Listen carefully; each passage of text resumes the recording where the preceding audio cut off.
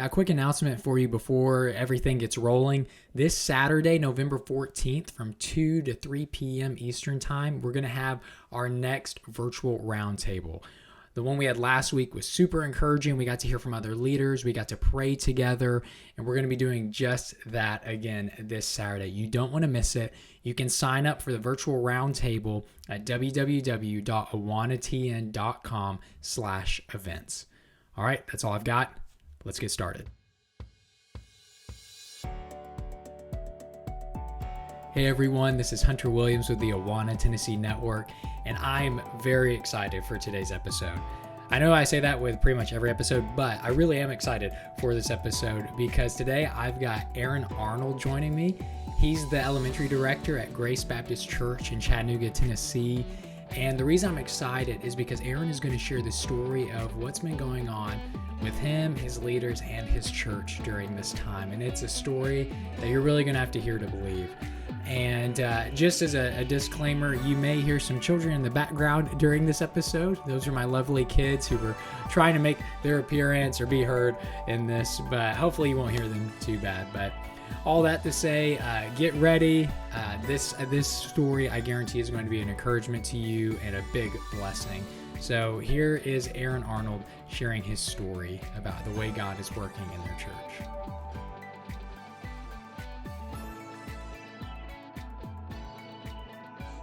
I believe that I've been a part of in kids ministry in some form or fashion ever since I was 17. So for almost 20 years, right at like 18 years. Wow.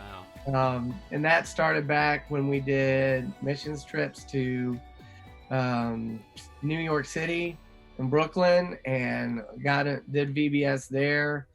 Helped with VBS, at our church, and from there worked in Sunday school and kids choir and Awana. I was an Awana leader for a while, and there's a couple of years where I might not have been as involved because I was working with the youth group. Mm-hmm. But now I'm the elementary director and kind of oversee all the ministries that go on for kindergarten to fifth grade at our church. Awesome. And so do you have like any aspects within that are your favorite? Some people are more, they love the organizational side. Some people love the fun, goofy side of kids ministry. So like, what are some aspects that you really enjoy within it? I think some of my favorite things are, I guess my strengths are more on the teaching side of things. Yeah. And so like, yeah, a lot of people are, okay, you're the director of the ministry, so you stand back and you're more administrative. Mm-hmm. But I like to have my hands on in a lot of the areas that I can, and teaching is the big thing. So I love the teaching. One of my favorite things is when the kids bring challenging questions, or they call you on the floor because of something that you've taught them. And I'm not scared to go like deep theology or, like they need that. They need that firm. And if they don't understand it, then let's spend time to help them understand it or put it in terms that they do. So anyways, I was talking about that. Love the challenging questions. Or when you hear throughout the week, they told their parents something that they learned in church, and their parents are telling you, or just seeing the kids get excited about it. I've got one Sparky who is over there. I mean, he's like flying through his book, and we like try to stay all on the same verses. Right. But this guy, he says them, he goes, he reads, he studies. He just boom, boom, boom. And he was over there teaching another Sparky one of the verses. I'm like, I love this. This is what I love. So seeing that in action, or seeing how, even, I've got a Cubbies leader who I remember teaching all the way back in second grade.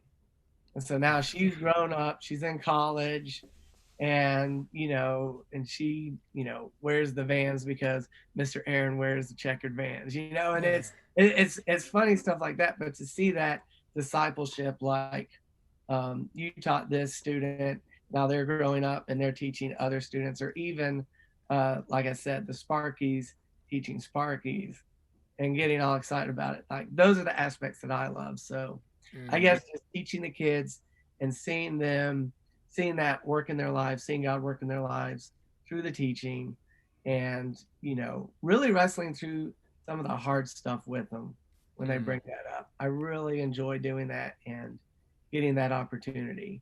Yeah, you've got a few of my favorites. The things I say I love in kids ministry or ministry in general is the aha moments. Oh When yeah, you are maybe going through like a difficult topic or something this kid's just been trying to figure out for a while, and then boom, they get yeah, it and it like lights up. I you live for that stuff, yeah. and then yeah too, just seeing the stories of where they are later, because sometimes in kids ministry we can get discouraged because we may not see the immediate fruit because kids are bouncing off the walls or things are crazy. But it is cool, years later, just kind of like you're sharing with your Cubbies leader. It is amazing to see those seeds we plant, how they grow, and it just helps them blossom into these disciples of Jesus. And so that's awesome, man. I love hearing that. And I love that you're not afraid to just really go for it and really teach what the Bible shares. And Yeah. yeah, that's awesome, man. And so you serve as the elementary director at Grace Baptist Church. You also serve as the STEAM teacher at the school connected to the church, Grace Academy. And both those are just great ministries that you serve in. But I know that ministry looks very different for you right now. And obviously, ministry looks different for everyone because of the coronavirus and everything going on. But I mentioned this because it looks especially different for you and your church. And so I wanted you, and this was one of the main reasons I wanted to have you on, is because I want you to share the story of what happened to you and your church toward the beginning of this year. I want to backtrack just a little bit to give a little bit of history of where our like my ministry is, or the children's ministry at Grace is, or where we were as a church. Yeah, Even a year ago. yeah. A year ago, we were looking for a pastor, and you didn't fill the pulpit in a couple of times, Hmm. and that was great having you. Um, I had just started the elementary director position, and then the school wanted me to be the STEAM teacher, and that was a new program. So I'm juggling these two new jobs, looking for a pastor. I mean, it's pretty interesting time in Grace Baptist history. We got a pastor, Adam Love. He came down and started, I think it was right at the beginning of the year in January. And so, there's all these changes happening, all these new things going on. And of course, the virus hits, and everyone's scrambling, trying to figure out how do we do ministry? What are we supposed to do? And I think, those early days is kind of like, oh man, here's another video, and there, it's just interesting. Just kind of, we were all in the same boat. Like, I think it brought all the ministries kind of to the same playing field, level playing field, if you want to say. But on so Easter 2020, it was at night. In fact, it was in the very early mornings of Monday morning, I believe it was. Uh, there was a tornado that hit our campus, and I mean, we had no idea this was coming. We had heard that morning there are going to be thunderstorms tonight, but here in Tennessee we do have like really heavy and big tornadoes, and some even say, and some think that that might have been a convergence of two tornadoes or more tornadoes, but whatever happened, our campus was right in the middle of that. And I live about 3 miles away from the church campus, and uh, you know I was trying to get to bed, trying to get to sleep, or I was settling down, and then it's kind of like, oh, what's that? We all had to rush to the basement because there was a lot of crazy noises and the power went out and tons of lightning and everything. And we had no idea what was going on. And my dad, he loves radios, and he got on the radio and heard that, they were looking for ham radio operators to go out and see what was going on. And so, I'm at the house, my mom's at the house, and, you know, the internet's down, the electricity's down. Electricity was down for days, and but we didn't know what had happened. And so, I mean, to get to the property, people had to go around, like walk in like a mile and a half or two. You couldn't just drive to the property because there were so many trees and power lines down, and you didn't know if the lines were live or not. And so, then probably 2 3 hours after my dad left, we're starting to get reports. The campus is gone. Grace got hit. There's nothing left. And a lot of this was hearsay, but we didn't know what was going on. Everyone's on their phone because they can't get on the Wi-Fi, so you couldn't. The LTE was overloaded, and so it's just like, what in the world's going on? And then finally, pictures start trickling in, and you're like, what part of the building is this? And it just did not even look like campus. And you're like, what has happened? And so it was probably 2 or 3 days before I was able to go on campus, because of course it was dangerous. And we had to have people out there to say, yeah, you can go in this building. No, you can't go in this building. This one's not stable. We didn't know what might be compromised or not. Campus was destroyed, and the buildings, for the longest time, it was, all right, are we going to try to salvage these? Are we going to destroy these? But long story short, you drive by Grace Baptist campus now, everything is leveled except for the children's center, which is about to open up. But the school buildings, the church auditorium, is all gone. The church offices, they're all gone, and it's just a big, crater workspace now. So it's like, so ministry has looked much different because we don't really have I'd say we don't have a landing spot. We do, but it's just not the same. Yeah. So the church is meeting at a SDA church, and they've been very gracious to us. And let me say, everyone in the community has been so gracious to us, and it's just been really amazing to see God work and provide, in all the different areas that He has. The school is meeting at a church just down the road. But the interesting thing is, being a teacher in the school and being on staff with the church, I've got these two different places that I go, and the church offices are in a different building.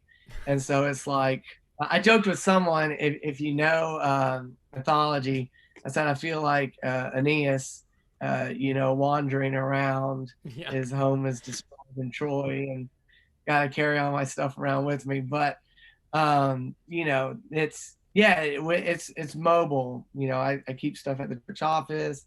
Got to bring stuff home here. And you get into a routine. But yeah, sometimes it's like, oh yeah, I left that Awana book in one of the 3 boxes that I carry to and from, and I didn't think I needed that box. And it's that kind of stuff that we're running into. So, it's interesting because I think I shared with the round table that the coronavirus has impacted us, of course, as it's impacted everyone. But our challenges have been more with getting used to the different spaces that we're using, because we are guests in different buildings and we want to respect that. But it's also, when you have your own church space, and you can plan for what you're going to do, the ministry you're going to do. Size isn't necessarily an issue if you're a congregation, because you have a building usually to match your congregation size. Yeah. And so not quite that way, with the school, we're using Sunday school rooms, and so they're not built to be school classrooms, but we're making it work. And so yeah, it almost more impactful for us has been the fact that we're not in our own buildings, that we have had to change the way that we do things and think about things and all of that. The school, as far as the coronavirus is concerned, the school had come up with a lot of policies and safeguards and screening methods, and that we kind of adapted that to the children's ministry at the church. And I think that's been really good. We felt like we've still been able to do Awana, we've still been able to do children's church, but we haven't been able to go 100%, not just because of the coronavirus, but we just don't have the space to accommodate like all the Sunday schools. So right now we do children's church.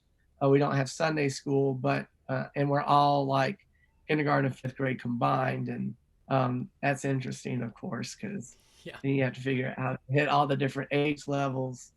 But it's working, I think, just because of what I hear the parents saying, what I hear the kids talking about, and so yeah, it's been a very challenging year, but God's been very good to us, and we figured out a lot of interesting things, and we've seen God work amazingly. We've had 4 kids that have come to know Christ or made professions of faith during the pandemic, which I think Wow. is huge.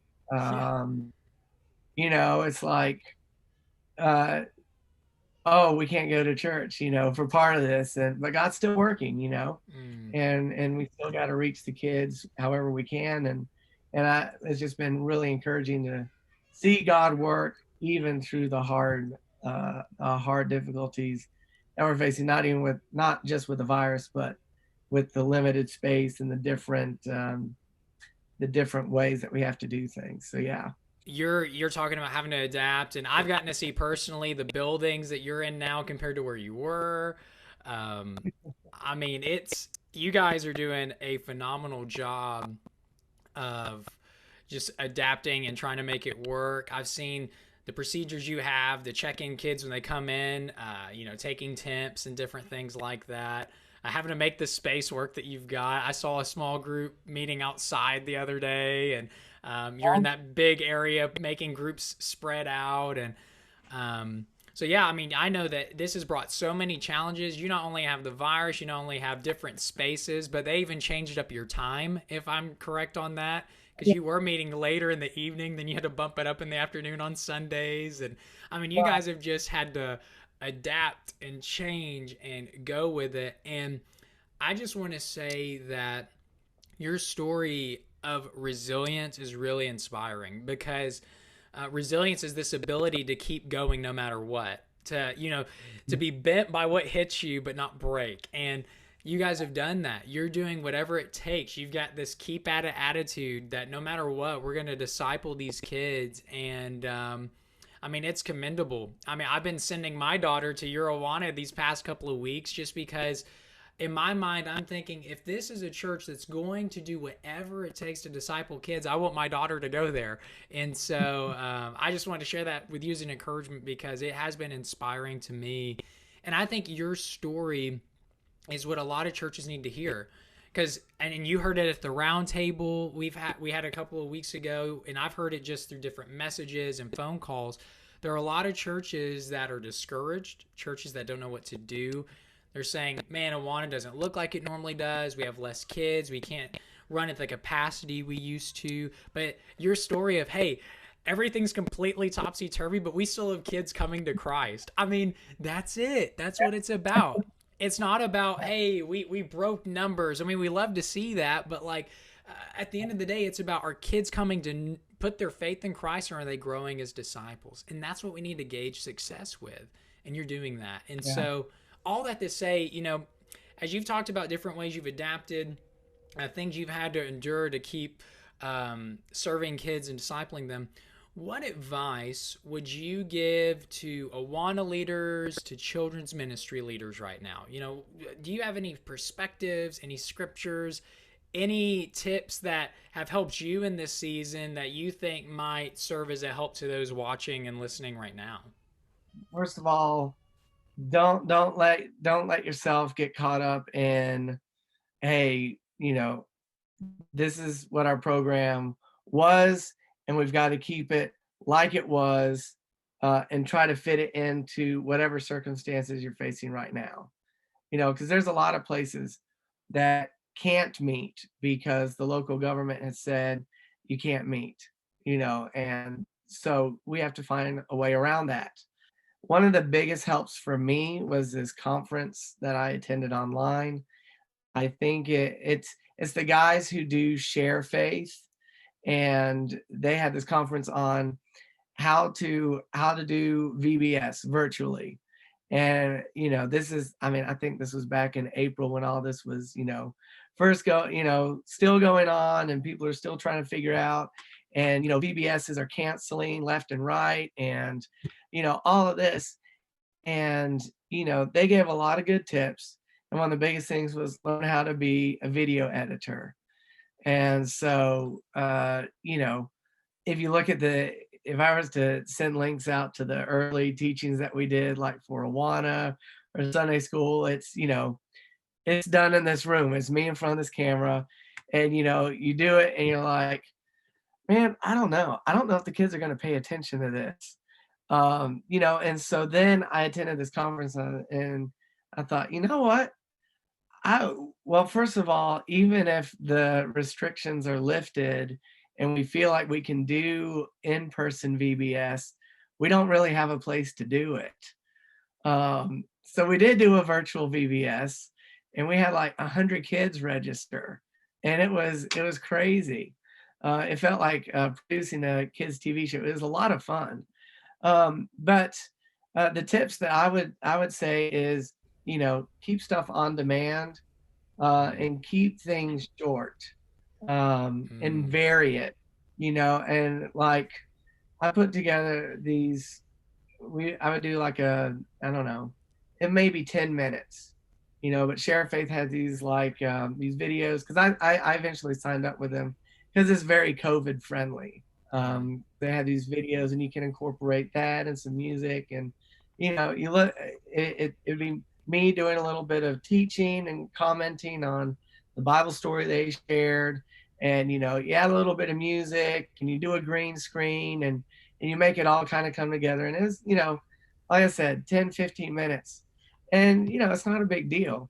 But then I heard from one of the preschool kids who's not even like, because we have a preschool director, and so they don't know me as well, so to speak. But they're coming to church, and oh, it's the guy on TV, and but she's listening to the songs, she's loving the songs.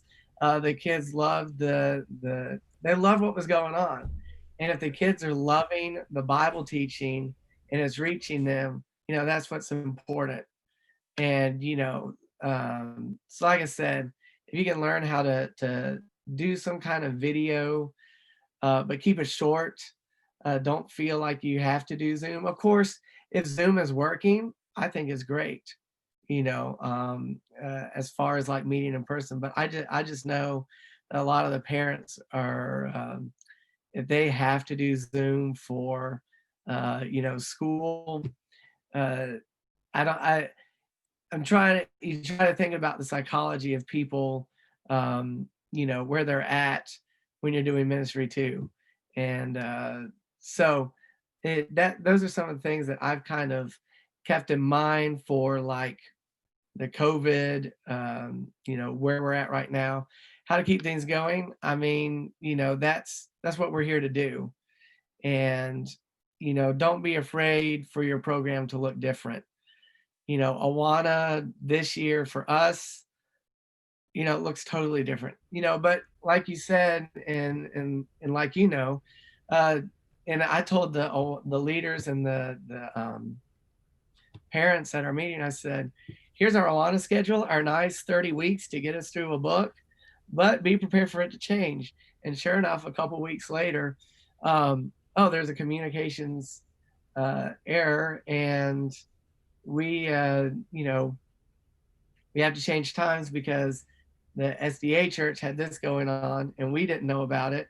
And so I was like, okay, well, we've already changed this. And oh, they rented out their building, so we can't meet for Awana, and we've got things to do. So, all of a sudden now we're canceling nights. And it's like, well, are we going to get our 30 weeks? Are we going to finish our books? I don't know. Um, our Sparks, I watch, I'm over the Sparks, and I do the big group teaching each week. But, you know, we do our verse of the week. We do our teaching on it. We have kind of learn it all together. And then if we're ready for the next section, we'll do the next section. And it's just it's a lot of fun. Game time, we don't have the game circle. One night we blew balloons up, and the kids just kind of knocked them around and tried to keep them off the ground. And for Sparkies, that was great. They loved it.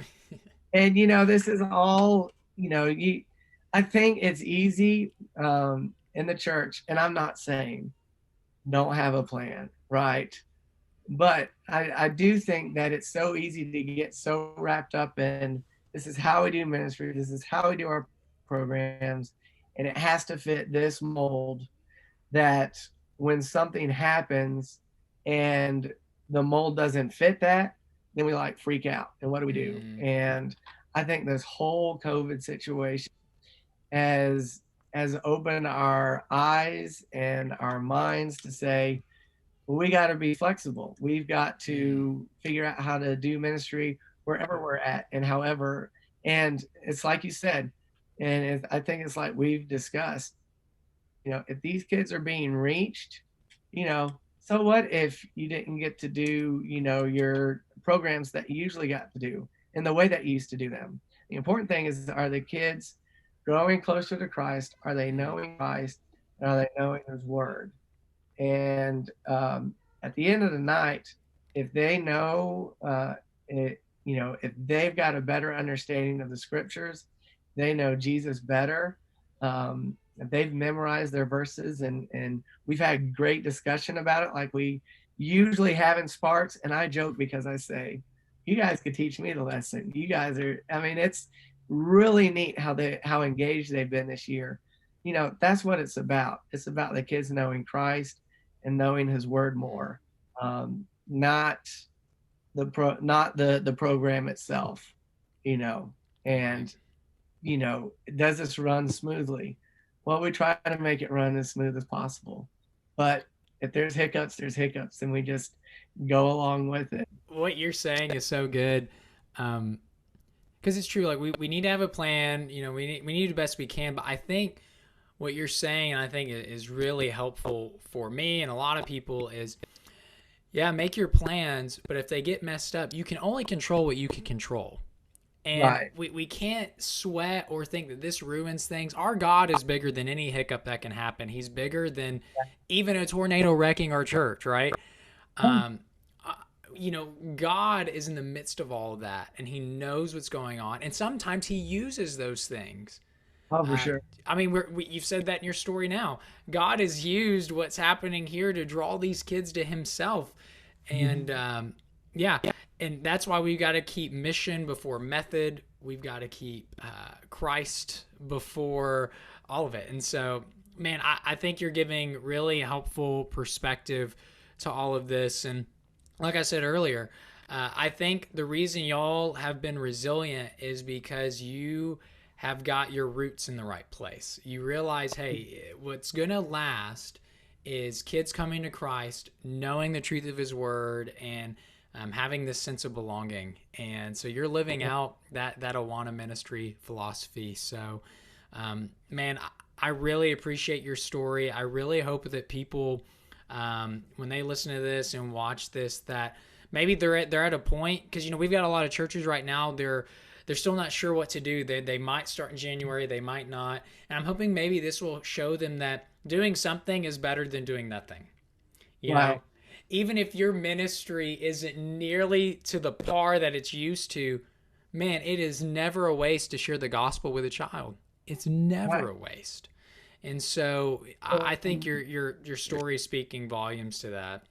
I'm so glad that we can have this discussion, and this, we can hopefully encourage some people. It's a different season right now. But we can't be scared to do new things, because it's different everywhere. There's people who have to stay home. There's people who want to stay home. Then there's people who have no problem going to church, and everyone's different, and all the different states have different ways of doing those things. But don't I would say don't be scared to give the books to your parents and say, hey, spend some time learning with your kids, and if they said it, sign off on it. I mean, you can do that. And again, that is, are you discipling your kids at church? Are you discipling them at home with the ways that you're able to? And that's what's important. It's, if you don't make it through the book, it's okay. Yeah. Do the kids know Christ? Do they know him better? Do they know his word better? I think that's what our focus has to be. And we just have to get our minds around, okay, how do we do that in the setting that we're in, wherever we're at, with whatever we have? Yeah. And it looks different for everyone, and that's okay. You keep coming back to this idea of being flexible, trying things new. And we do gotta be flexible, and COVID's taught us that. And you're talking about perspective, and when you're flexible, that means maybe kids won't finish books, and that what this really is getting at is, what are you gauging your success on? Right. Is your success how many kids got through a book? That might have been what you gauged success with a year or two ago, but this year, maybe your success is, hey, I'm consistently seeing this child come to our ministry. Hey, I'm consistently able to connect with this kid. I'm consistently able to teach the Bible. And, maybe it's, they don't finish the book, but they are learning these scriptures. They not only memorize them, but know what they mean. So that, again, it's changing. What do we describe as a win? What's our goals? Are we flexible? And it shows that the mission of God isn't tied to a specific place, a specific time frame, a specific method. The mission of God moves forward no matter what. So, Aaron, I'm so thankful again for you coming on to share this. And, like I said, I'm sending my daughter Margot to your ministry, so I'm going to get to see how you guys continue to adapt and adjust. And just thankful that I'm getting to see God work through your church and through your ministry. So, Aaron, again, thanks so much for coming on, man. And keep going forward for Christ. Like I said, it's inspiring and it's encouraging, and I know that this will be encouraging to people. Thank you so much for listening to Aaron's story. Again, I don't know about you, but it's very inspiring and encouraging to me. And if you have any questions for me or Aaron, or just any comments from what you've heard, you can always send those to hunterw@awana.org. If you want to learn more about the work we're doing here in Tennessee in the Awana ministry, you can head over to www.awanatn.com. And if you want to see more content like this coming, if you want to hear more stories like this on a regular basis, there's two things you can do. One, you can subscribe to our YouTube and podcast channel, but you can also become a monthly ministry partner and support our ministry financially. You can do that by going to www.awanatn.com/donate.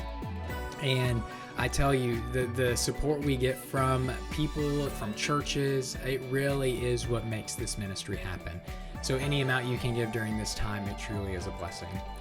Well, that's all I've got for you. I'll see you next time. You'll hear me next time as I bring on another guest here with the Awana Tennessee Network. God bless.